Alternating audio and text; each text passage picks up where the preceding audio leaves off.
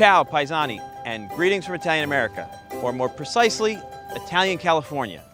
Now, you all know that we are three proud East Coast Italian Americans, but the truth is, west of the Appalachians is a whole swath of Italian America that we can't wait to share with you. Yes, and in our quest to see every inch of Italian America, we're knocking on those golden gates and we're gonna paint them green, white, and red. Isn't that right, Pat? California, here we come. We're coming.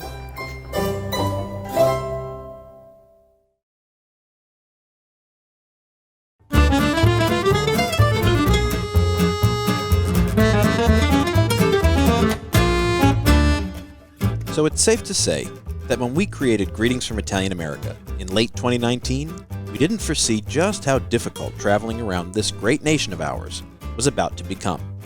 So, if you too have been longing for us to break out of our northeastern comfort zone, you're in for a real treat, because our next few episodes are the result of a long overdue cross-country trip we took last summer to explore the Italian side of the golden state of California. Although most people tend to think of Italian immigration as an East Coast phenomenon, many of the earliest Italian settlers and explorers actually made their way out to what would eventually become the 31st state in our union. In fact, it's even been estimated that by 1890, there were more Italians on the Pacific coast than in all of New England combined.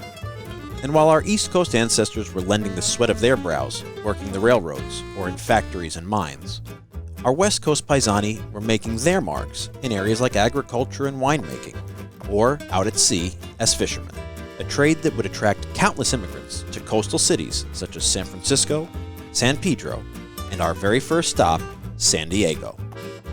San Diego's Little Italy really took shape in the early 1920s, when the aforementioned Italian fishermen and their families found opportunities in the city's once booming tuna industry. And as the industry grew, so too did Little Italy, swelling to include a population of over 6,000 Italian immigrants. Today, this thriving Little Italy describes itself as a hip and historic urban neighborhood, a place that seeks to bring together the traditions of our ancestors with some of the more trendy customs of a new and younger generation of Italian Americans. So we figured we'd start our day exploring the historic with a visit to one of the area's two remaining original Italian American businesses. So what is it like being in the heart of San Diego's Little Italy? Oh, it's fabulous. And watching it grow over the years, it's grown and grown, because at one point in time, it was just us and Mona Lisa. And then all of a sudden, all the other restaurants came down. Felipes Pizza Grotto opened its doors in 1950 under the ownership of Vincent and Madeline de Felipes, or, as they quickly became known around town, Mama and Papa. When Mama was upstairs cooking the sauce, the gravy as they would call it in some places, Pop would be downstairs in the basement making the wine. So it was everything. So we keep tradition from old school Italian. People love the ambiance, they love the bottle hanging, you know, it's special occasions, no occasion, just to come to Felipes and enjoy food. Yeah, So, what's the significance of the bottles? Are these just bottles that customers have drawn on? And Yep, they do, and they, you know, they'll put love notes to their loved one. We have people that have come here from the time they were children. We've seen people get engaged here. We've seen people, you know, married. Their children grow up, they get married, and then they have children. It's just a great place to come. It's real family oriented. Their dream has since blossomed into multiple locations, each owned and operated by members of the extended family. And Felipes is still known for their freshly made sauce and dough, keeping to the couple's lofty standards of excellence, something we're very proud to vouch for.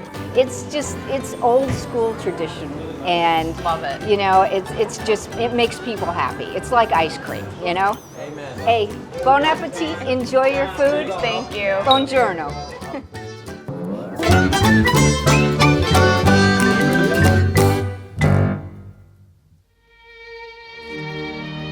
Our new friends at Felipes really welcomed us to town like family, and left us feeling even more excited about the Italian treasures we would encounter here in San Diego. And there's probably no place more treasured by the neighborhood's Italian residents than Our Lady of the Rosary Church, San Diego's Italian parish.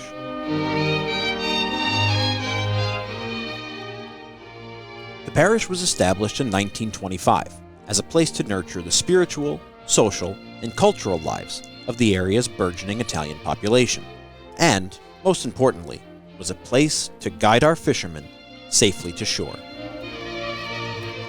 The dream of an Italian parish would become the life's mission of Father Silvestro Rabaliati, and work began when he first arrived in San Diego in 1921, with the assignment of uniting the Italian community and paving the way for a much-needed Italian national parish for the region. We just can't overstate the beauty and warmth of this wonderful place. The tight-knit community, and of course the availability of weekly masses in Italian and Latin, left us with all the confidence in the world that this jewel of a church will remain at the heart of San Diego's Little Italy for another century and beyond. After Mass, Pat and Ro headed off to find some authentic Italian sweets that wouldn't set off Pat's deathly pinoli allergy, and I stuck around with local resident Chris Gomez, who is also the district manager of the Little Italy Association of San Diego. Chris, you've spent 20 years working in this Little Italy? I've been here 20 years. Wow, that is quite a bit of time. I'm sure you've seen a lot of change. Tell us about how this came to pass, because unlike a lot of other Little Italies, this neighborhood has really been completely revived. There was like 2 places left. Yeah. And now all this new business, this has happened in the last 20 years? The last 20 years, in '96, the association was established. It's a 501c3 nonprofit. We started off as a business district with set boundaries that are the 48 square blocks of Little Italy. And then in 2000, we turned around and said, not only do we need a business component, but we also need to make a component that makes the area clean and safe. So our property owner stepped in 2000 to create what we know as the maintenance district. So with these 2 components, it allows us to operate as the business community and resident and living in quality of life that you see today.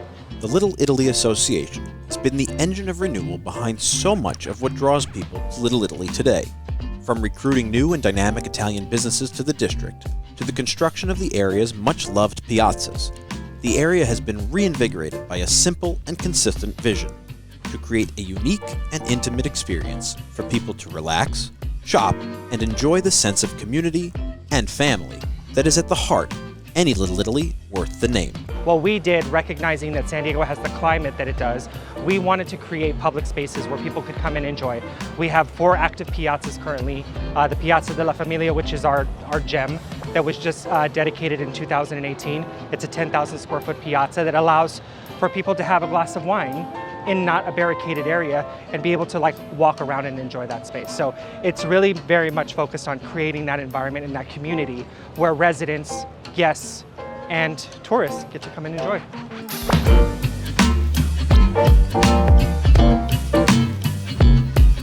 In the meantime, Pat and Ro had finally tracked down some Pat-friendly dolce at Cafe Italia, a local favorite, with the menu so extensive that, well, why don't I let Pat explain?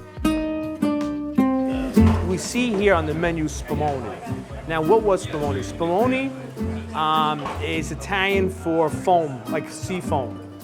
And because it kind of looked like sea foam, the Neapolitans in New York refer to it as spumoni. Spumoni is definitely on the endangered species list.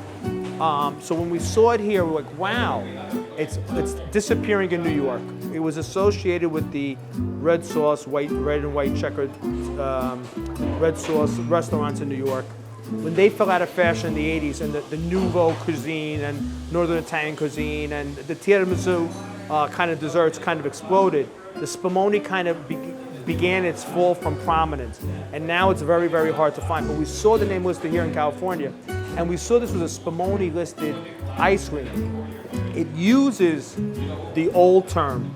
It's really an ice cream, and it has in it candied fruit and nuts, the way that the old spumoni would have had, but it's in an ice cream base.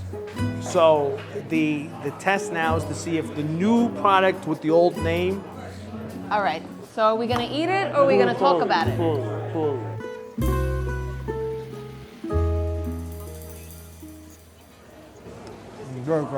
Good. With familiar favorites like pizza and spumoni crossed off our list, our West Coast trip is off to quite a start.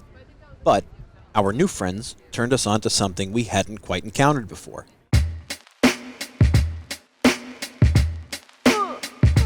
In 2013, Dario Gallo, a native of Cosenza, Calabria, made his first visit to San Diego and knew it was the perfect place to bring to life his vision for a new kind of Italian restaurant. Just 2 years later, he opened the doors to Chivico 1845, an eatery steeped in his family's hometown roots, but boldly pursuing a hip, new take on Italian cuisine, including his special menu filled with plant-based alternatives to some of the most familiar and beloved of Italian ingredients. Overall, the food and energy at Chivico was incredible, and while none of us was wholly converted to veganism, Dario's courageous approach to food and easygoing hospitality perfectly summed up San Diego's unique Little Italy and provided an amazing end to the first day of our trip, leaving us full of both excellent Italian soul food and visions of what was to come as we continued our quest to discover Italian California. But that is a whole nother episode.